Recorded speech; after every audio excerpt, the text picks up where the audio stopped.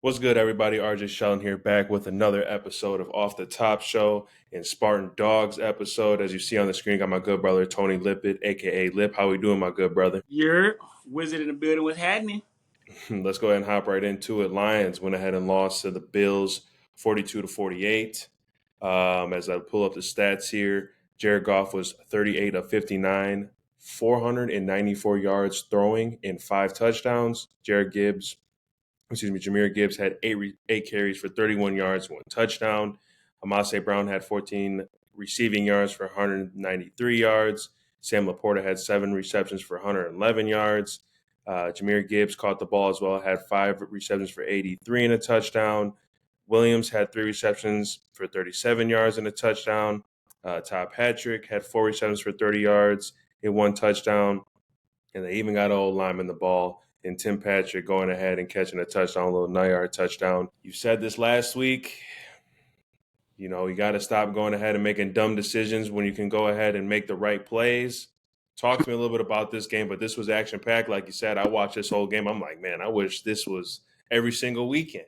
But go ahead and talk to me about your Lions in this situation and how you feel right now going ahead and losing on a call, really, that should have been easy to make. You go ahead and make the right decision there. You can put yourself in position to win. So talk to me. Obviously, it was one of those explosive games. I mean, this was one of the best Week 15 games that we've seen in a good while.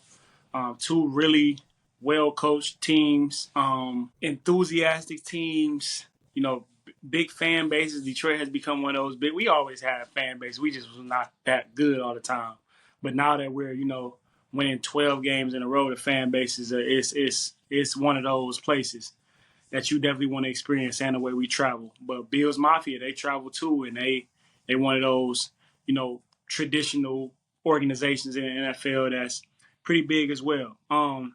Watching this game, I told you that Josh Allen and them boys on offense, they was going to be feeling good from what they did last week. They put up 40 points last week, but they lost.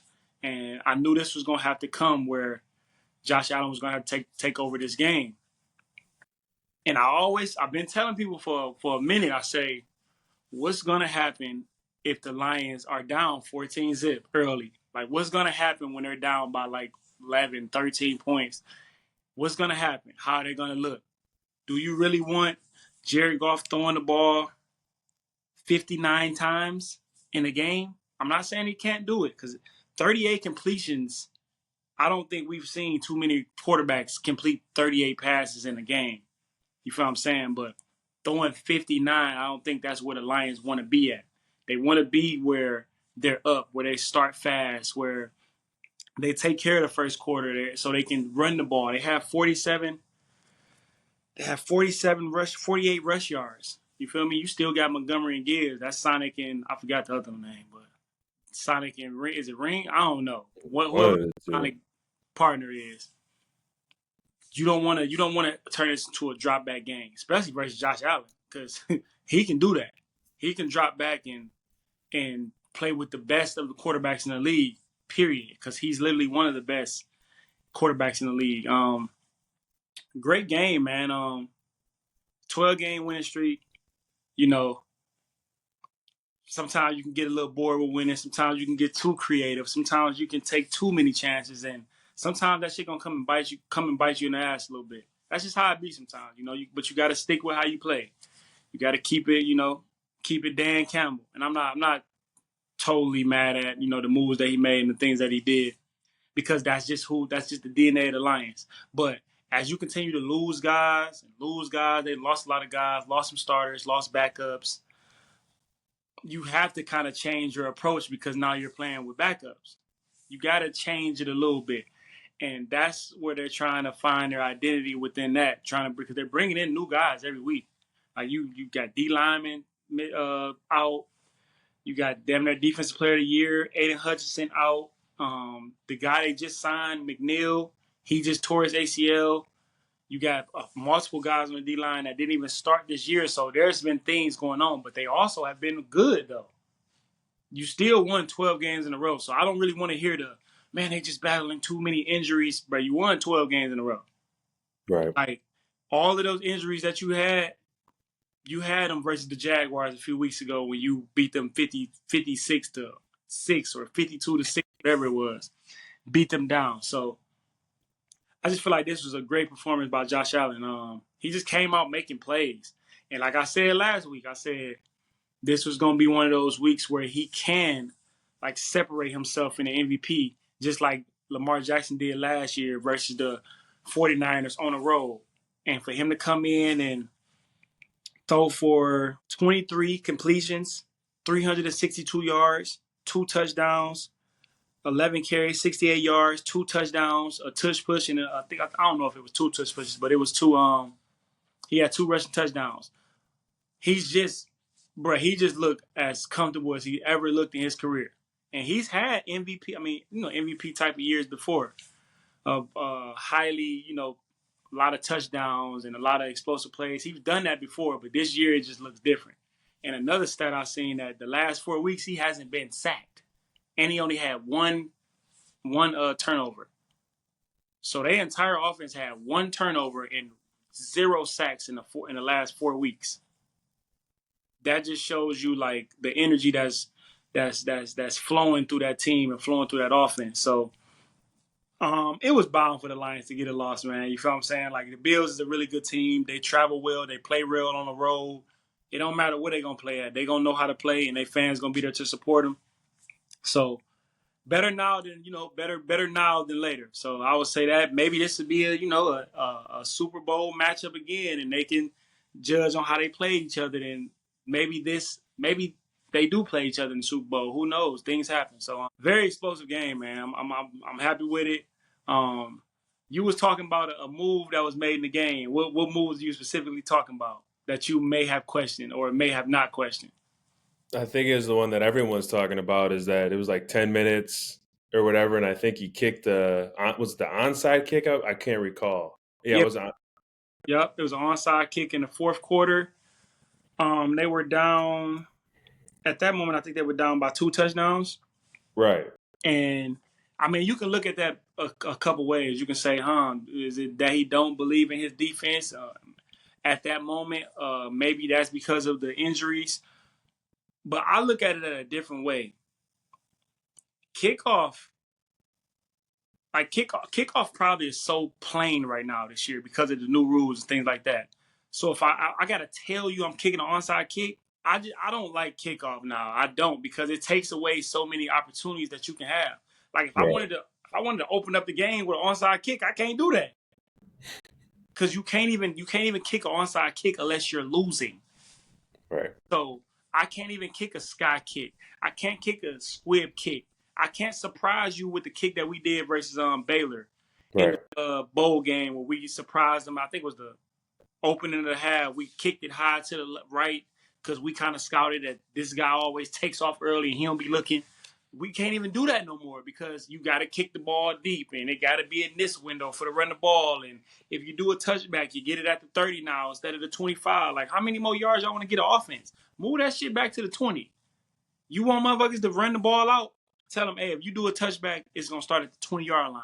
And now you got to go 80 yards to score a touchdown and possibly another 5 yards to get in good field goal range. So I'm not totally mad at the move.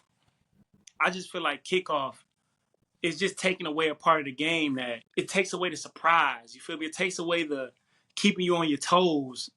When they sit down there and kickoff, they just chilling.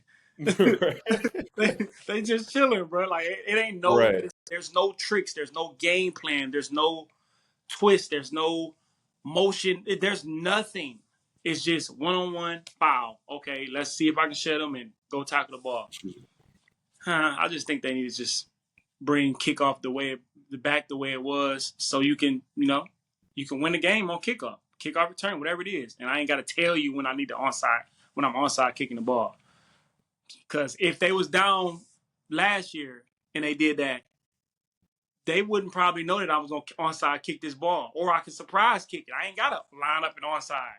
I can just line up like I'm about to kick it deep and pull a Pat McAfee and just squib it and go get it myself. It's just so many dynamics to kick off into special teams that they're trying to take away. I mean, they're going to take away punting in a minute. I'm telling you, it's going to be over with. All special teams is going to be over with in a minute. But it is what it is. But good game by the Lions. They scored the points, but you can't get down early. The Lions is one of those teams that you can't get down early. I don't think they have enough I don't think they have the quarterback to bring them back from double digits down in the game. And they was at home. So the easiest place to do it is at home. And he wasn't able to do it. So that's something they need to look into. No, I'm 100% with you on what you said about the kickoff. I think now looking at it hindsight that you went ahead and said what you said. If I was in that position too, I would have went ahead and did it because the Bills' offense was on fire. I mean, Josh Allen was doing whatever he wanted to do out there, so they couldn't get any type of pressure. I mean, they literally Josh Allen that game solidified to me MVP on the way he was playing, and he's a bad man. Like that game right there, like from watching that from start to finish, as I mentioned earlier, I'm sitting there like, yeah, he done won this one already in the first half. Some of the throws that he was making, I mean, rolling out left cross body. Ooh, to pick. Oh, bro. And then another one. I mean, he's just throwing dimes over shoulders, guys just catching it. Sterling running back out the backfield. First off, their offensive coordinator and what he's doing with that ball club, I forget his name. Joe Brady. Got that team playing so fluid. It is insane. He knows his personnel to his T, so shout out to him. But there were so many guys just making plays. Josh Allen doing what he needs to do. It was incredible to watch. I'm like, yeah, this is a solid ball club right here. But back to what I was going to go ahead and say with the Lions, the thing that really just concerned me in this game, when's the last time that we've seen this club only have 48 rushing yards?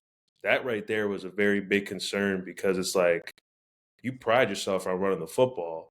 Now, did the Bills go ahead and crack the code on you guys on what to do running game wise? So now other teams, because you got 3 games left, right? You got the Bears, they're playing shitty. They're still the Bears. Their defense is still good. Yeah. You got the 49ers. That whole situation with Campbell leaving is insane, but I mean, it's still the 49ers. They're going to play you tough. And you got to play the Vikings. So it's like, you got to go ahead. I know everything is squared away and, you got your guys injured like you mentioned, but you got to figure it out because you don't want this, rushing attack to just go to waste. And like you said, Jared Goff now is going to have to start throwing what he just did this past game. But you don't want to have to go to Philly in the play to go to the Super Bowl. You don't want to have to go and play in the cold. You wanted to come to Detroit. And like I said, I remember saying a few weeks ago when I think it was like 6 games left, I'm like, bro, the Lions got a tough little schedule. Like they got a tough. They schedule to finish the season was tougher than the Eagles. So I kind of looked at that with this whole another thing with the Josh Allen. They just put up 48 points. First off, the X factor. I'm not even gonna say X. I'm gonna say unsung hero. This running back, I think it's Todd Johnson. It's Johnson. But he had 5 catches for 144 yards and just getting busy. Like he had 5 catches, 144 yards. So that just telling me that Josh Allen is likes finding him. Josh Allen, he had 1, 2, 3, 4, 5, 6, 7, 8, 9 guys had a reception and a target, right? Right. 9 guys had catches and a target in the game. They put up 48 points. Amari Cooper didn't have no targets. That's wild. And they still put up 48. We ain't heard nothing from Amari Cooper. Bruh, cool. You ain't heard nothing. Cool, bruh. Cooper's too cool for school, bruh. He just be chilling. But he gonna have a game where he gonna have a playoff game where, okay, y'all wanna, y'all are one-on-one in me? Okay, I'm gonna go for 200. And then it's gonna be like, damn, how y'all gonna beat him? And he gonna find him right at another home. I think he gonna play for the Bills for another 3-4 years. Because I think he one of those, I'm not even gonna say he underrated, but he's one of those like elite wide receivers that's been in the league doing his thing for a year. Like he definitely an elite route runner. Like he's been one of those fucking game breakers since he was at Alabama from first year. When I watched him at Alabama, I was like, dog. Hey, I remember watching highlights from him. That guy is him and Mike Evans are like guys that are just game changers, like you said. But back to not to cut you, but no, go ahead. I have mad respect for Cooper, man. And again, yeah, that's just another key point. They ain't even give him the ball and they still put up 48. That is insane. But Lions got to, if I'm looking at it, these next 3 games are huge. You got to play very well and you got to go ahead and get guys accustomed to playing in big games now because here on out, these next 3 games are going to go by and now you're in the playoffs. So you got to get those guys that are injured, the guys that are backing up to get in that groove. Now you might have to adjust some things a little bit, but they got the Bears. Oh, go ahead. Another thing. Yeah. Oh, no. With that. Obviously, you're about to say the schedule. Yeah, the schedule. Go ahead. I mean, they got I'm assuming I don't have it up here, but they have it was the Bears, the 49ers, and the Vikings. Those are all tough teams to play defensively for an offense. Bruh, the Lions can catch themselves in the wild card. Yes. Because they can, we don't know the Bears, man. They look bad last night. They don't look like a team that even they probably beat them. But the 49ers, you still got to go there and beat them. Like, I'm not just going to say, the Lions is going to go there and beat them. You still got to go there and do that. You still playing against Kyle Shanahan and Fred Warner and Greg Kittle and Debo. You still playing against those guys. So it ain't going to be easy, you know what I'm saying? And then that last game could come down to who going to win the division. And if you win a division, you probably going to be playing for a 1 seed, maybe a 2 seed.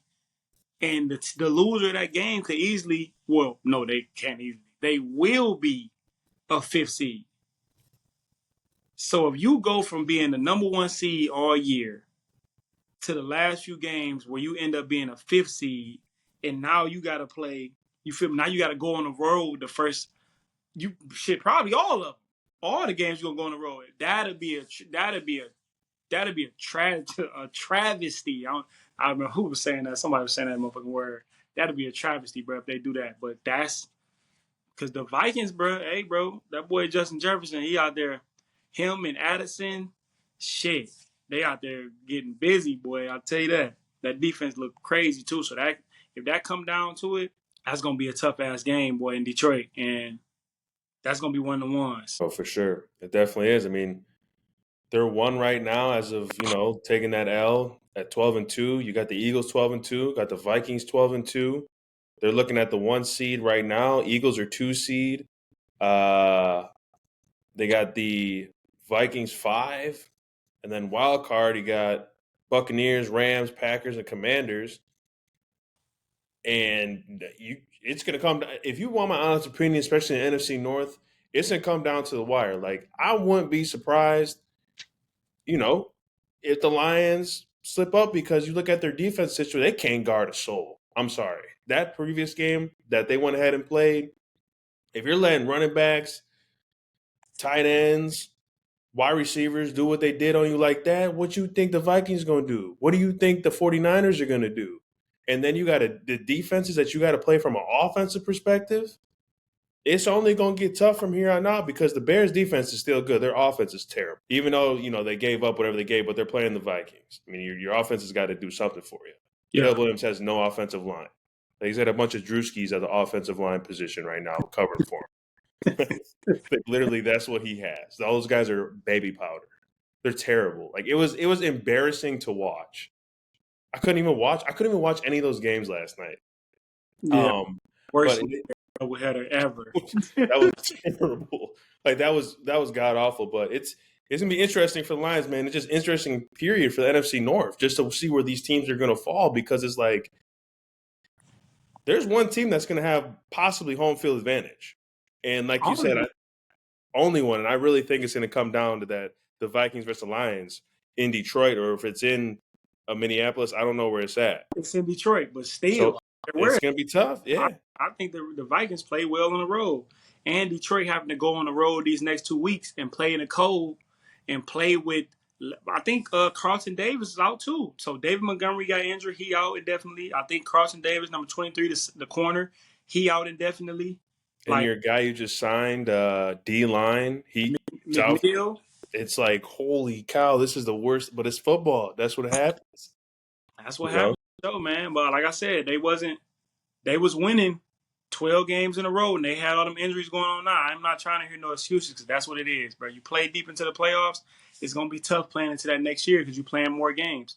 Every one NFL playoff game is damn near like 2 or 3 NFL games, regular season games combined.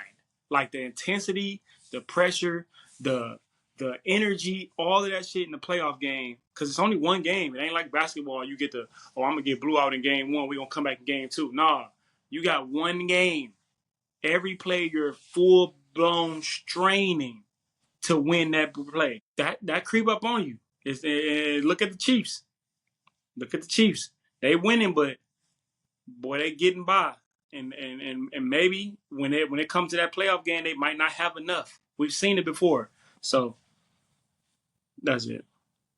They do play the good old Bears upcoming this week. I believe that's a noon game. That one's, is it in Detroit? I think it's in, no, it's in Chicago, So definitely a rebound. MSU basketball, they go ahead. Obviously, we're recording before, but they went ahead. I'm assuming they're going to go ahead and beat Oakland. They're 8-2 right now, second in the Big Ten. They play Florida Atlantic on Saturday at 1 p.m. Love what I'm seeing. Just keep that going. Moving on over to the Pistons.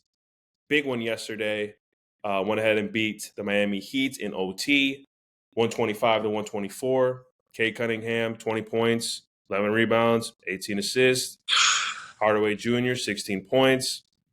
Thomas is back, 19 points, 9 rebounds. That's another huge piece. Beasley's playing out of his mind right now, 28 points. If he's shooting 28 points, it means he's shooting lights out. Seen a lot of role guys too. Holland, 8 points. Reed, 6. A couple other guys doing what they need to do. This is a huge win for the Pistons. Talk to me about this in regards to what you saw from your perspective. Man, Cade Cunningham is playing like he's a grown man out there. And that's, I've been saying it, bro. He the head. He the head of the team. For him to triple doubles like a mug, bro. He been dropping. You can tell like he in a groove where he grooving, bro. If you ever been great in this game, you ain't even got to be great in sports. Like even some really good players have had grooves where they just feel like they unstoppable. It may not last as long as other people grooves and things like that. It ain't gonna last 10 years or 5 years. But if you had a 7-game spurt where you were just in a groove where you feel like you can throw anything up at the basket and you knocking it in and you can come off the screen and everything's slowing down. You can throw the oop or throw the bounce pass. You know, you making the right pass. You feel me? You just making all the shit at the right time. To have 18 assists, that you're doing the right thing at the right time, bro.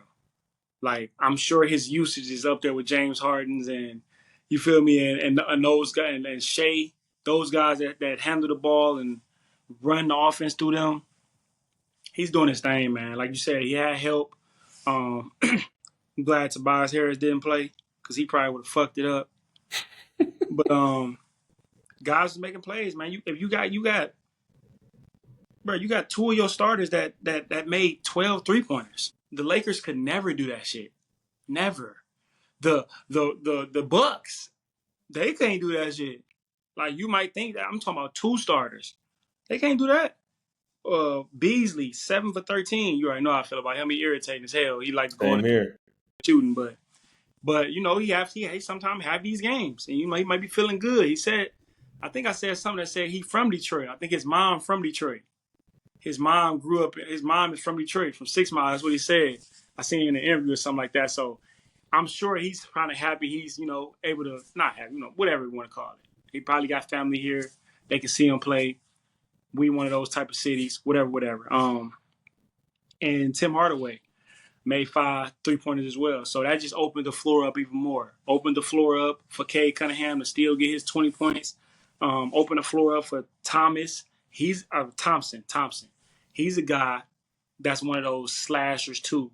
That's one of those Kumingas, not offensively there yet, Kumingas. But I remember Jimmy Butler was just a defensive guy and wasn't really doing shit early in his career.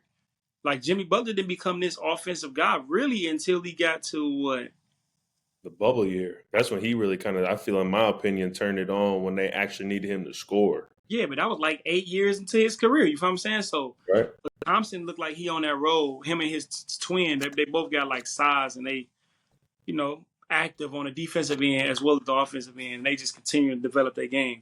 To go at 19 points, 8 field goals made and only had 1 3-pointer that was made, that showed me that you was kind of, you was playing with a good flow. So, man, I'm all here for it, bro. I'm all here for the Lions doing their thing, man. Shout out to Cade Cunningham leading his team. Stay healthy, my brother, and keep balling, man. 18 assists, that shit is not easy to do in no game, bro. Like, that's tough. This is the NBA. Like, that's tough. I know it's 8 offensive players on the court now every time it's the NBA game, but still, 18 assists is 18 assists. So I'm rocking with that. Shit, keep doing y'all thing, man. No, I'm right with you. I'm more. I go ahead now and watch, just Pistons basketball. I am so locked in on Cade Cunningham because his game throughout the whole, quarters, he's starting to become a guy that if he continues to go ahead and play this way, which I think he will, is someone that's like, hey, listen, like you want to watch basketball, watch him because he goes ahead and does everything that the game of basketball needs in a point guard or in a player or just a guy that just is fundamentally sound, being able to get to his spots and shoot the ball, assisting other people, getting guys ready, getting rebounds when he needs to, asserting himself when he needs to go ahead. I know I said that last week, but it's just refreshing to watch. It's refreshing to see a guy play basketball and know, obviously today's game, you go down, shoot a three like Anthony Edwards. He's going to put up like 7 threes in the first quarter. When I watch Cade Cunningham, I know that he's going to get everyone involved, but still do his thing. Yeah. So shout out to him, man. It's always refreshing to see actual point guard play. That's all I'm going to say. I'm about to put you on the spot real quick. Yeah. Who? Because we always, comparing guys. Right. This guy has this person's type of game. This person reminds me of this person. When you watch Cade Cunningham, is there anybody particular that come to your mind that you be like, I can see Cade Cunningham and this person right here? Is there anybody that you be like, okay, he got some? You can tell he's been watching this guy. Because I'm gonna go here a little bit, and I didn't grow up watching this guy because obviously he was playing like kind of before. But knowing he's a point guard, he not as flashy, but he kind of remind me of the Mavericks Jason Kidd. Yeah. When they won the championship. Yeah. He was out there facilitate, but he can still shoot the three. He can get in the post. You feel me? Like he remind me of that type of guy. Who do you think? What comes to your mind? I mean, I'm going to just keep it a buck with you. I really haven't even thought of that. But, like, for you to go ahead and say Jason Kidd, I mean, that might be a question that I have to go ahead and maybe say for next week. But that's a great comparison because for people that know Jason Kidd, what you just mentioned off, that's exactly what he did.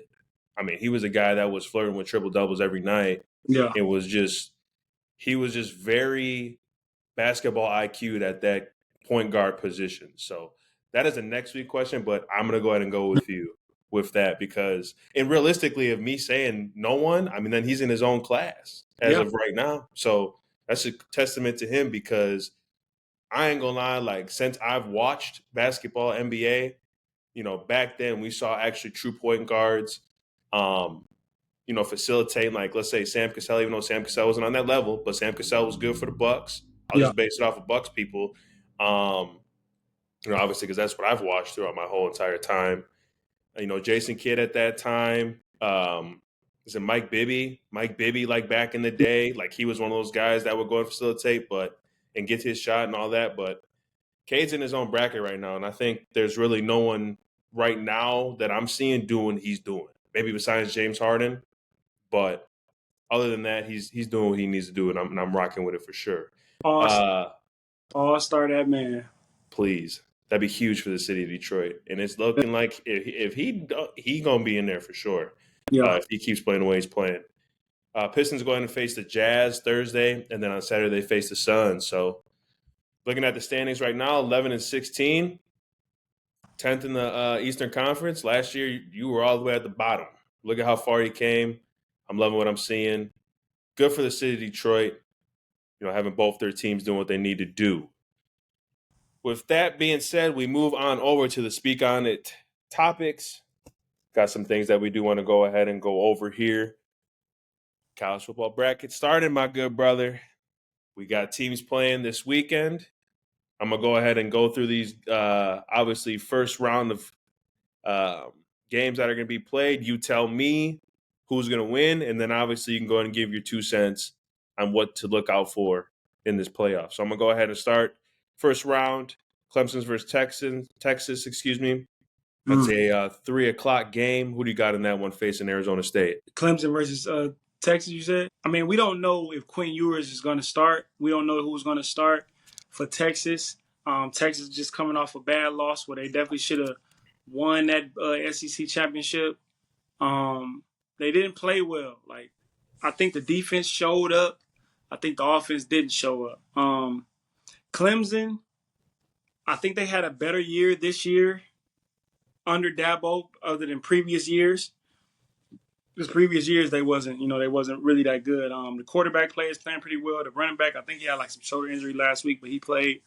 I'm gonna go with Clemson, man. I just don't feel like Texas is ready to take that step right now, especially knowing you don't know your quarterback situation. You don't know if he gonna play. Like they talking about, you don't know if he gonna play or leave. Like I think you would need to know that right now at this point.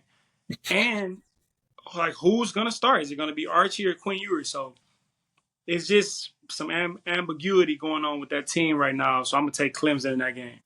I like that pick. And then we go on Tennessee versus Ohio State. That one is at 7 p.m.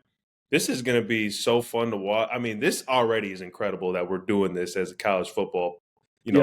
This is incredible. I think just you look at it, Clemson, Texas, huge game. And then you go ahead in a nightcap. You got Tennessee and Ohio State. You got Tennessee coming up to the Midwest.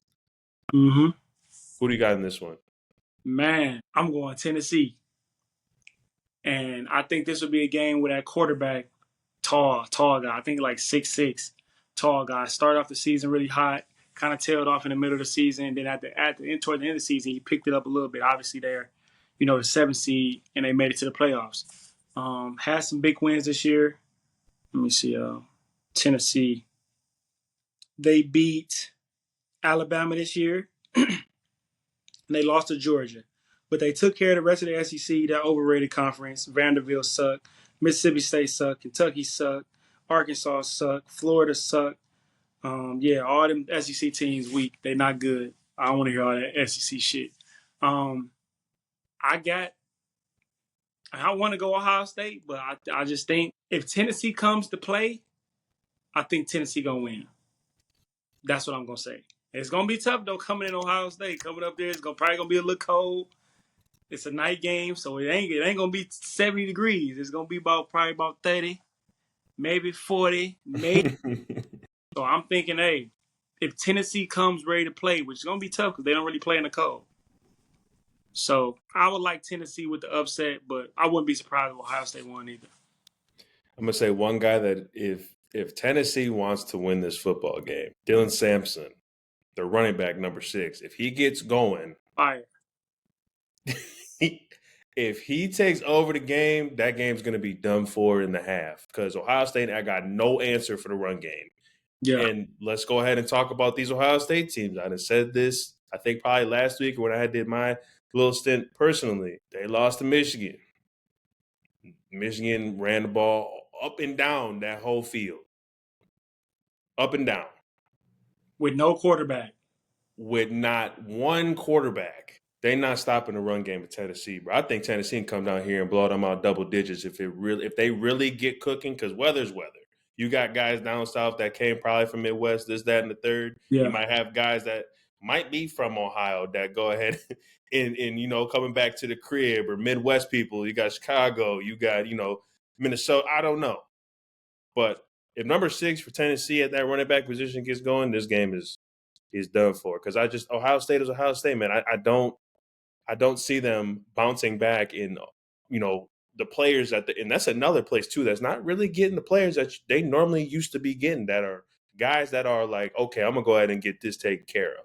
I don't really be seeing that from Ohio State anymore. Yeah. I don't be seeing guys on the defensive end line really doing what they need to do. So I'm gonna take Tennessee with you on that one. I hear you on that.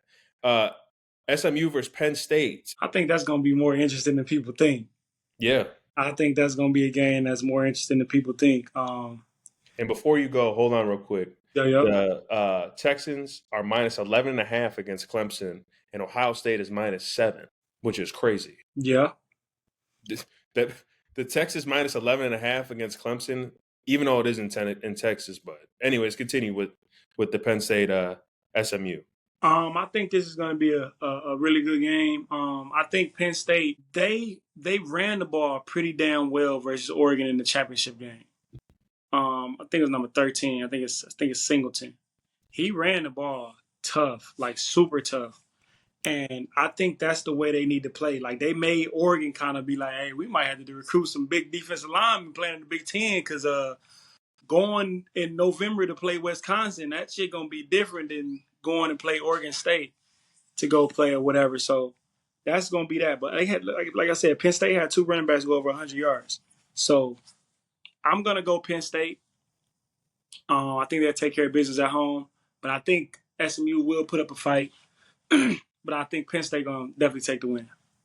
I think Penn State going to shut that passing game down. Their defense played really well against a high-power Oregon team in the Big Ten championship. Those are 2 teams that played very well. Penn State actually shocked me that game. Like you said, you mentioned the running back. He was doing his thing. But I think if Penn State just plays like they did against Oregon and their defense holds like that, hey, they're at the crib, bro. They know everything about this. They know the code. They know everything. They're going to come out.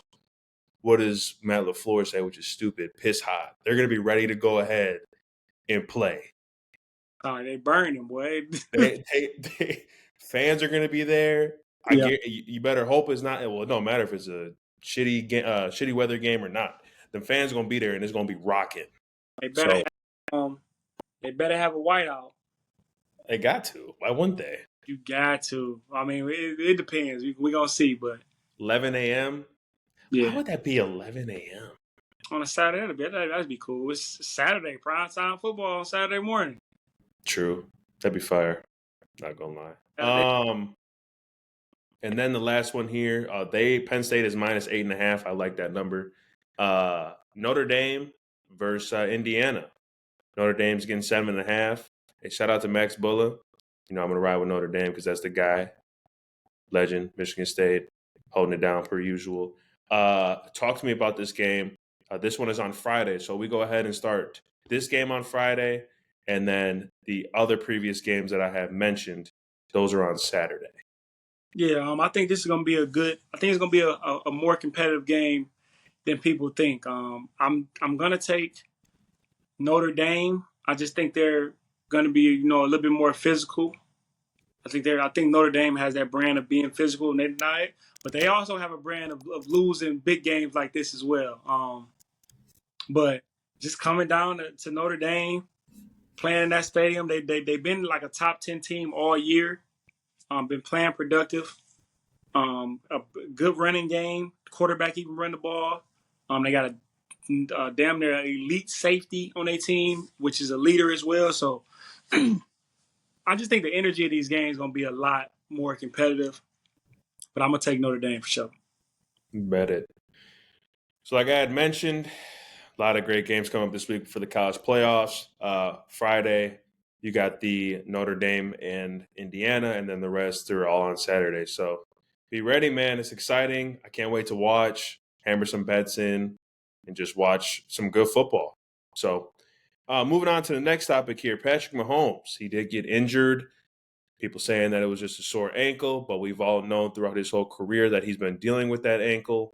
As of right now, season-wise, over 3,000 yards, 22 touchdowns, and 11 interceptions. As a Kansas City Chiefs fan, we got Patrick Mahomes. We don't need to worry. He's been through this, blah, blah, blah. You got to take this a little bit more serious now. You only get as older as you get. You only go ahead and, you possibly are going to go ahead and have your situation locked up to wherever you need to be. Do you play it safe with Patrick Mahomes? That's a good question. Obviously, there's been speculation on what people think he should do and how he played before, and does home field advantage matter what really matters. This is a team that plays 3 games in 11 days, and this past week was the first game they played. They play on Saturday at 1:00, and then the next week they play on a Wednesday at 1:00. So they literally played 3 games in 11 days, and this guy got bent up again, like kind of like how he got bent up. I think it was 2 seasons ago when the first Super Bowl when they got bent up. He playing the Jaguars, if I'm not mistaken. He had that ankle injury. Same way, kind of throwing the ball. They wrapped him up low and swung him down this way, pulled him, and he had these ankle things. I think Patrick Mahomes can win anywhere. He showed you that last year. He went on the road and beat Buffalo. He went to Buffalo and beat Buffalo. He went on the road in the AFC Championship to beat the Ravens. And then he went on the road at his hometown, the Super Bowl. You know, that's his arena. You feel what I'm saying? Like he does that. So you can never count him out. It don't matter where you gonna play him at. Home field advantage is important. Yeah, it is. Blah blah blah. But they didn't have it last year, and they can win without it. There's times that they had home field advantage and they lost. When the Bengals went to the championship, they had home field advantage. They were the 1 seed, and they lost. So if I'm them, I would sit him down. He's gonna play against Houston. They play against Houston this Saturday. Houston be knocking motherfuckers out the game. We've seen that. Houston also has 2 defensive ends, and Will Anderson and I think it's the Nail Hunter or the Nally Hunter, D Hunter. One of them. They have 20+ sacks combined. So they're gonna be coming off that edge, and we already know how this Chiefs offensive line is, and that their wide receivers aren't that great at creating separation. So I've seen a stat that said Patrick Mahomes has been hit the most this year. Yeah, over 100 times he's been hit this year. 35 times in the last 3 weeks. Nobody else has been hit over, I think it was like 95 times. He's been hit over 105 times. So he's taking a beating a little bit more. So I would sit him because I don't want to have him limp into the playoffs. I would sit him this week for sure. Maybe y'all consider playing him against Pittsburgh, but then you playing against TJ Watt. You playing against TJ Watt. You feel me? And I know the NFL is going to be like, man, you know, we playing these games on Netflix, and he's one of the guys. He is the reason that we're probably going to be watching football on Netflix on Christmas. We got to have him out there some type of way. So they're going to push for him to play because that's why Netflix bought those games, because they want to see Patrick Mahomes. You don't just want to see Russell Wilson and Carson Wentz. So they're going to do that. But I would definitely sit Patrick Mahomes. Even if he tell me, man, I'm good, I still sit him. No. Because we don't necessarily need home field advantage. Because we got you, and we got this team, and we got the experience, and we got the coaches, and we got all these things that people talk about when they talk about the Chiefs. So I would definitely sit them for sure this week. For sure. Yeah, I'm right with you on that. Texans, yes, absolutely. I mean, you can sit this man all 3 of the games, man. You got your division taken care of. Why even risk anything for a guy that you know that's going to go ahead and get you to the Super Bowl?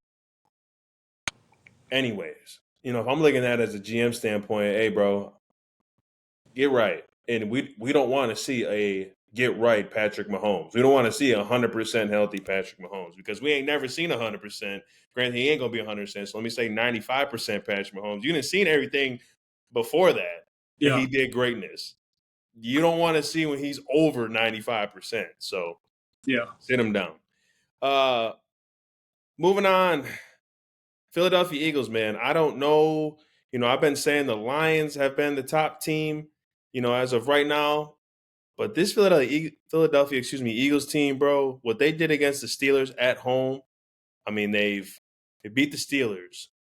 They've beat the Ravens. And they got a couple they beat the Packers in the beginning of the season. They got some good wins on here, against some good teams.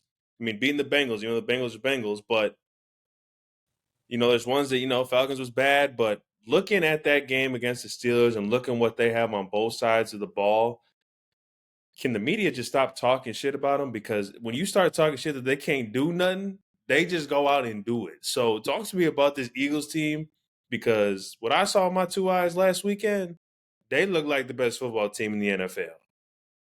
Yeah, they hitting on all cylinders right now. I mean, they had the whole thing going on in the locker room this week on the sideline with the receivers, man, wondering like, man, when we gonna get some targets, when we gonna get some passes. For them to just come out and AJ Brown, 11 targets. I think that might be his most targets since week 1.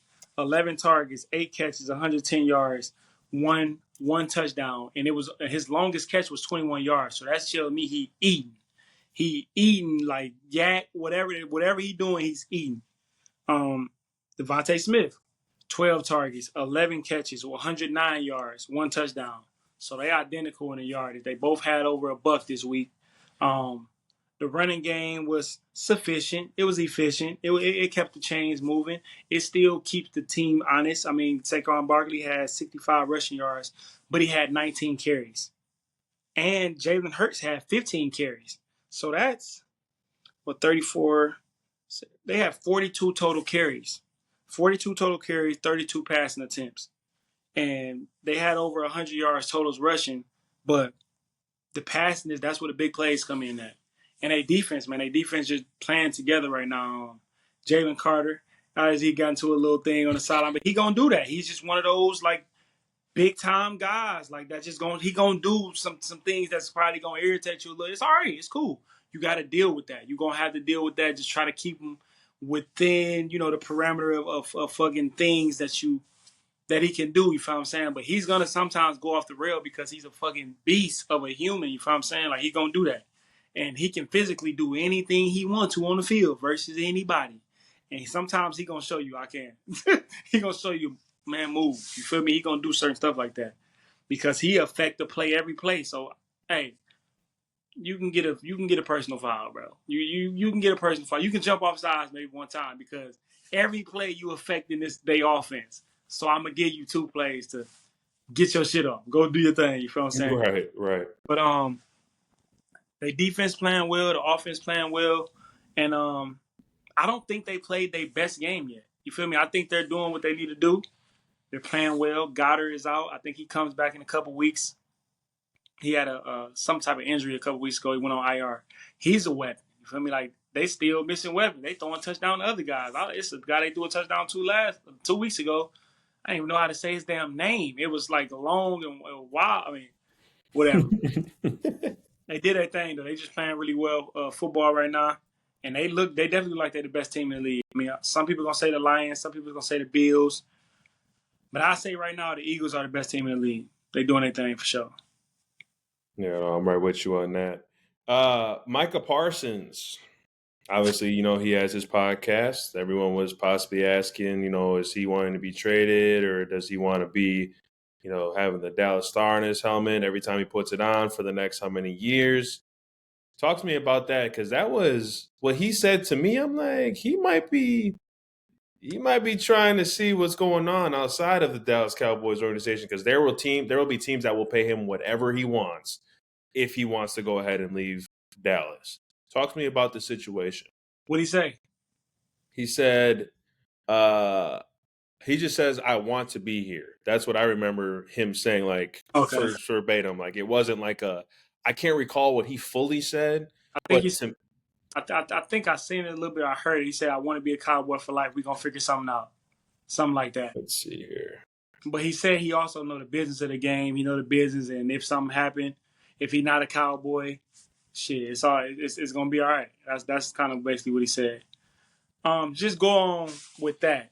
Obviously, it's speculation. They just paid their quarterback $60 million, and I think Cooper Rush makes this offense look exactly the same. I think if it don't look exactly the same, I don't think it looked that far off. That's just me. Maybe I'm wrong. Maybe people think Dak Prescott is, a top 5 quarterback, a top 10 quarterback. I don't know. That's for y'all to debate.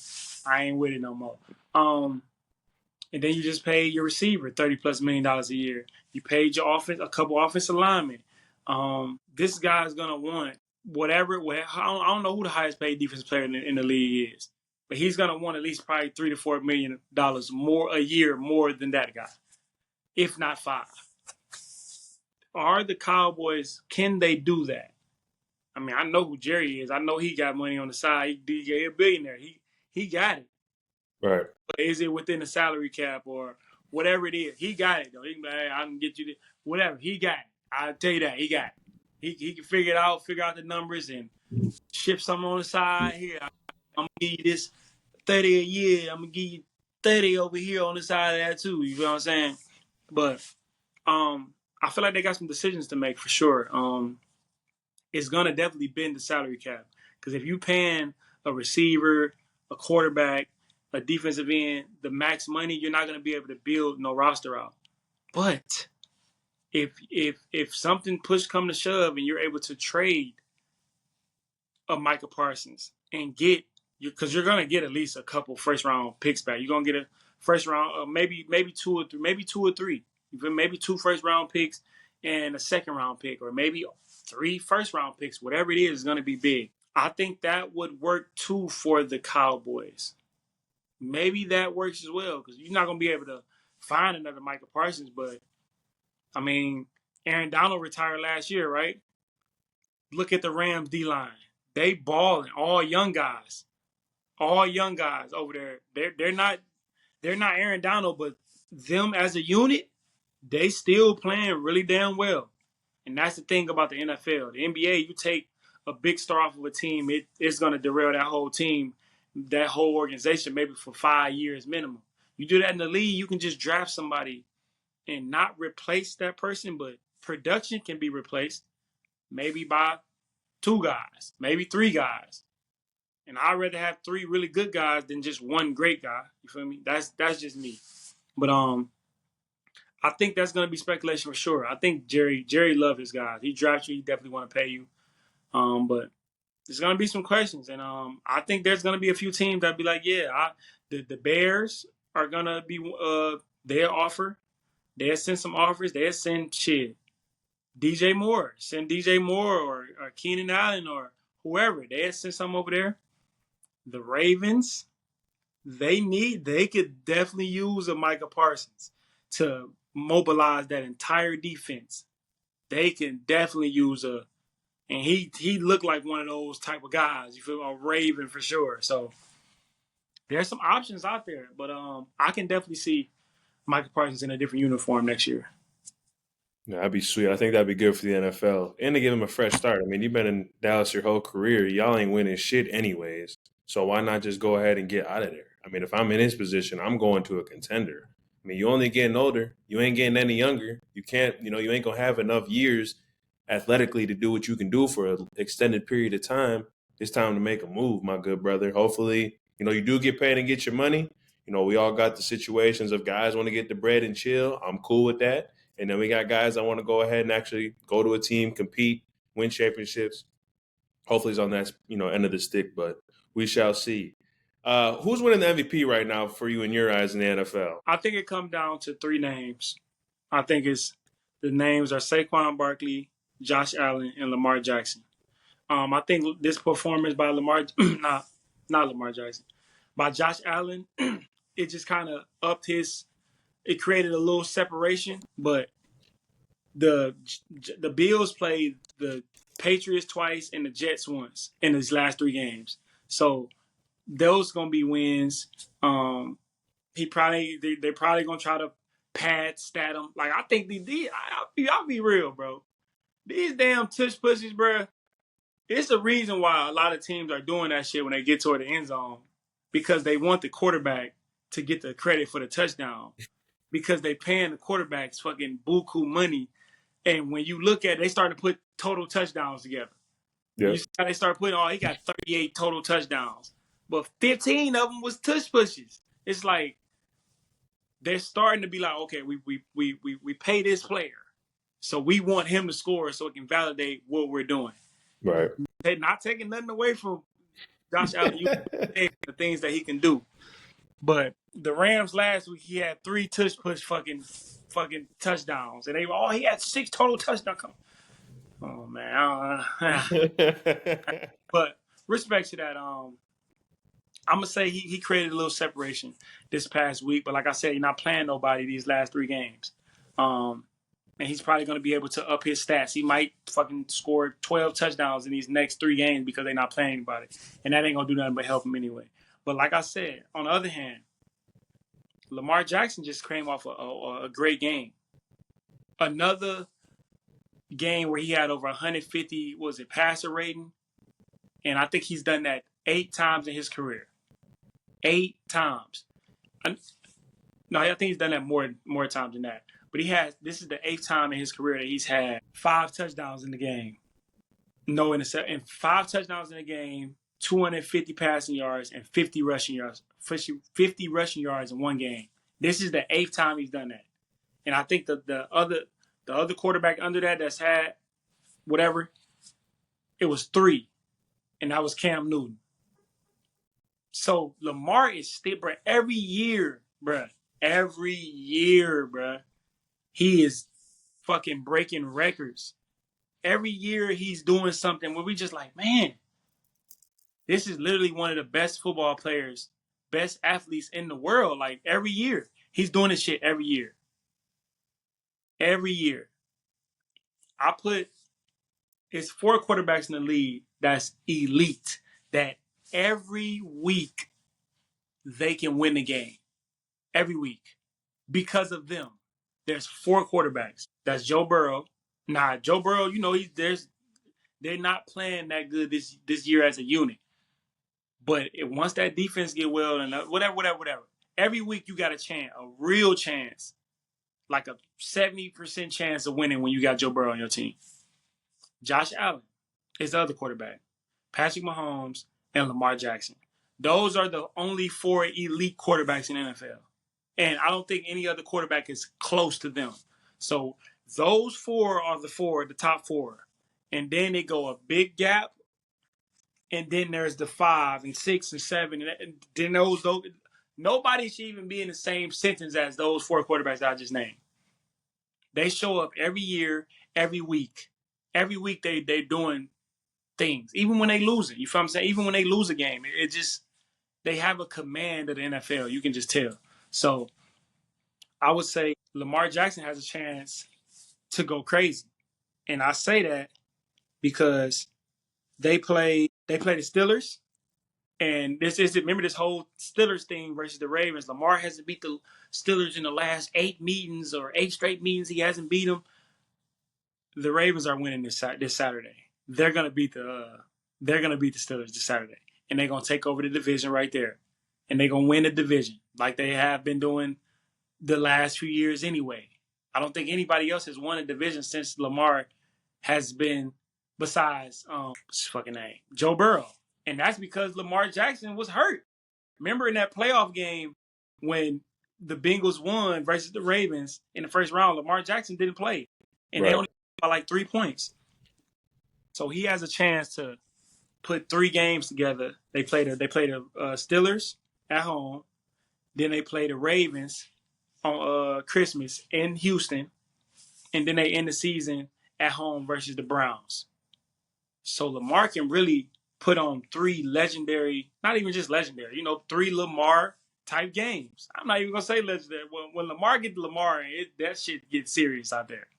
So if he put together 3 games to finish this season really well versus 3 good components, the Browns, not so much, but Houston is the playoff team last year. They're probably going to be a playoff team this year. And the Steelers they've got 10 wins right now. So these next 2 games are going to be really big games for Lamar Jackson. I know people wanted to make it seem like Josh Allen just got it and he just ran away with it. But I don't think so.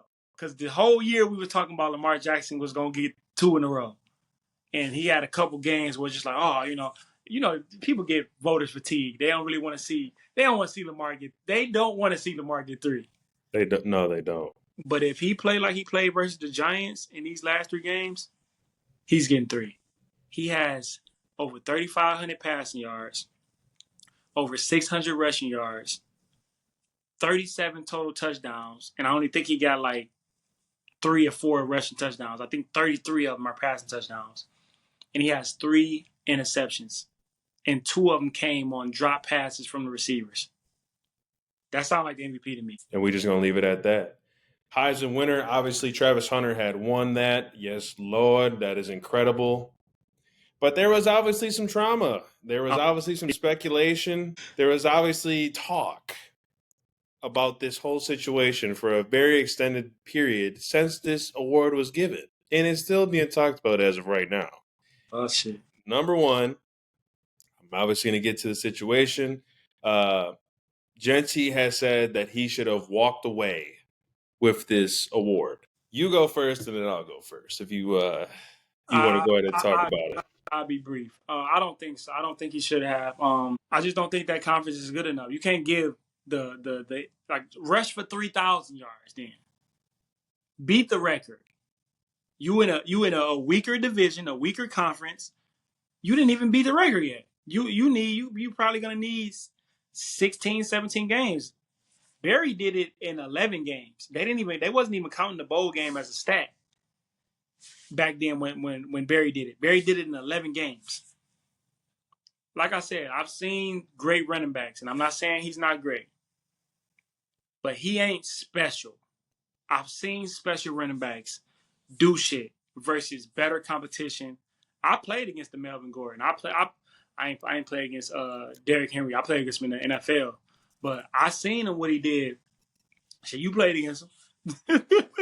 Motherfucker was serious. You played against him. I played against Mark Ingram. I played against Trent Richardson. I played against Eddie Lacy. And I'm not saying all of those, but I've seen elite.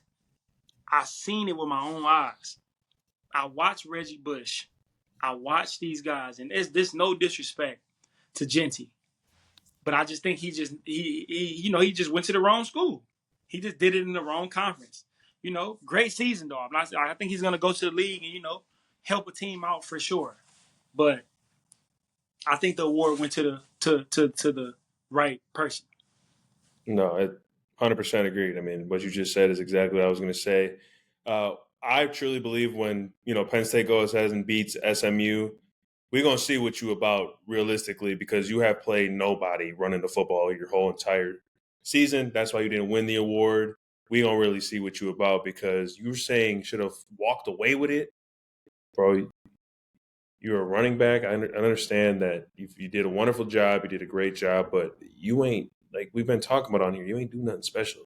Every time I sat and watched is you get a handoff, all the guys are above average than what you are, and you're just running past them. So we're gonna see what you really about when you play Penn State in that little cup, because y'all better go ahead and tighten up. Because I ain't see nothing else but you offensively. And if you're shut down, everybody else is cooked.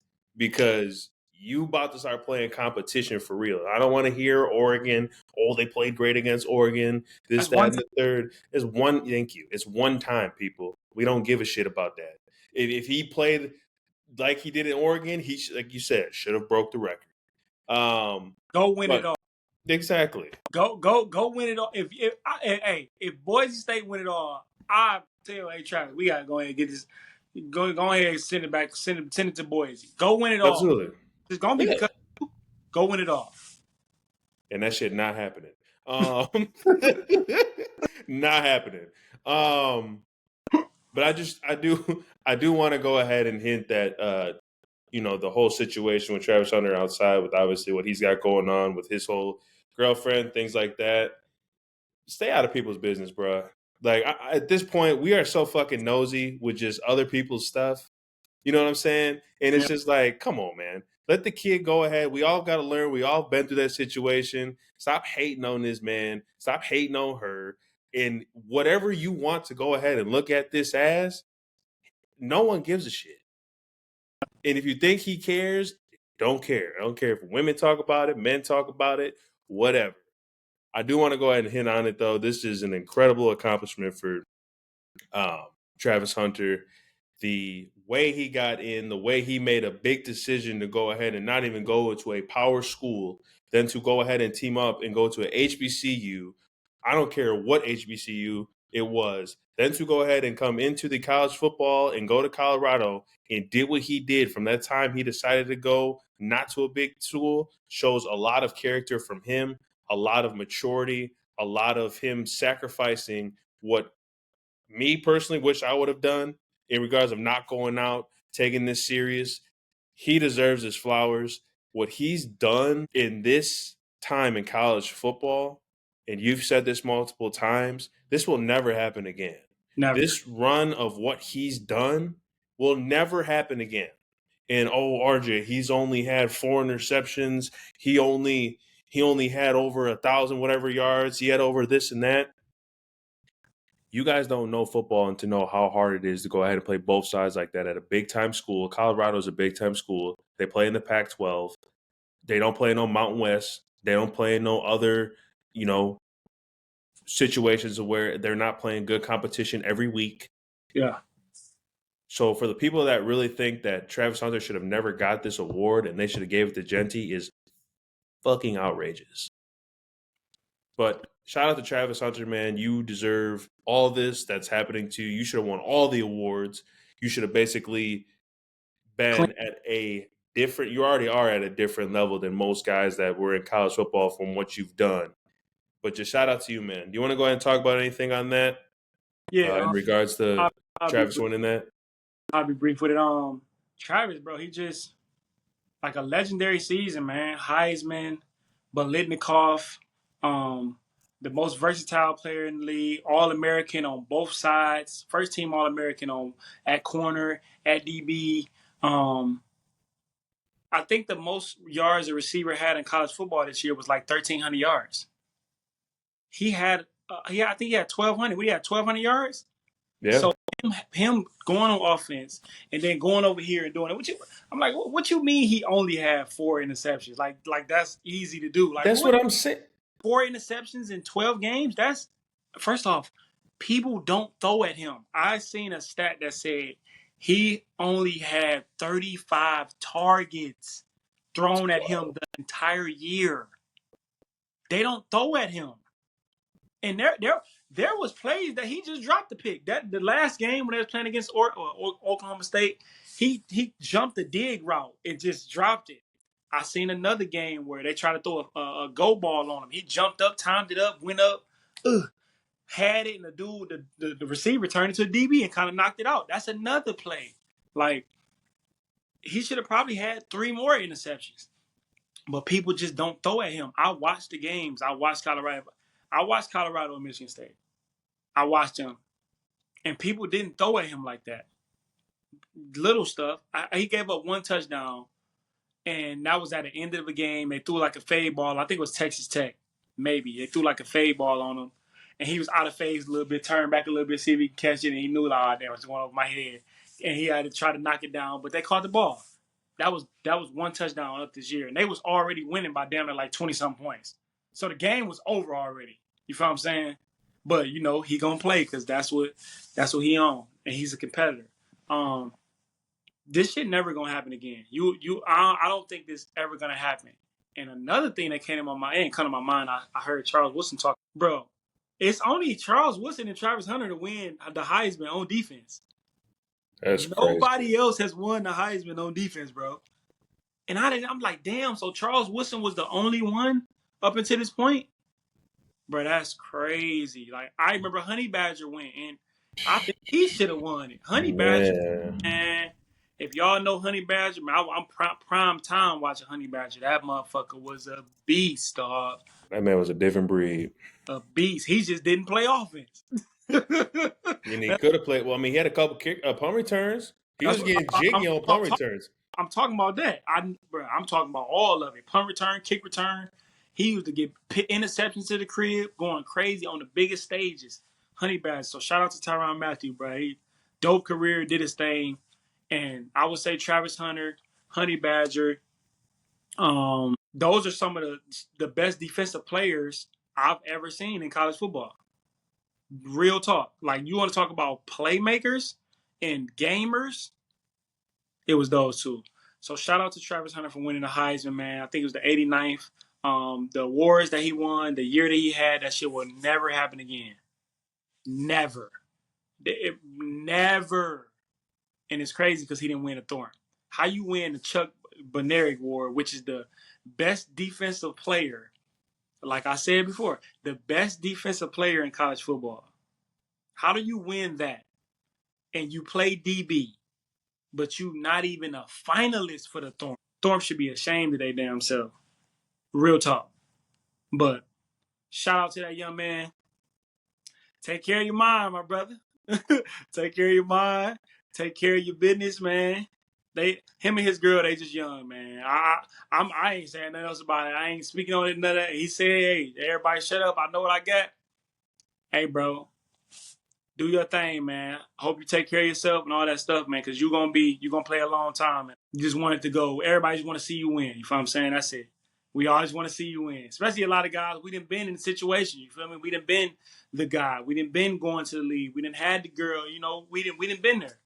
So we ain't just talking from no spot. I'm talking about athletes, shit like that. We ain't just talking from no spot of not knowing. We've seen it. You know, we've seen it before. Absolutely. It wasn't us. It was a teammate, whatever it was. So just take care of your business. Take care of your mind, man. You know, chase peace, man. That's all it is. Absolutely. Congratulations, my good brother, to a guy that can get open in a phone booth and lock you down like a seatbelt in the car.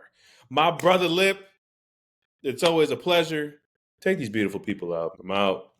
Drink y'all water. You know what I'm saying? Take care of yourself. Cheers to a great weekend of college football. The first one, 12 team.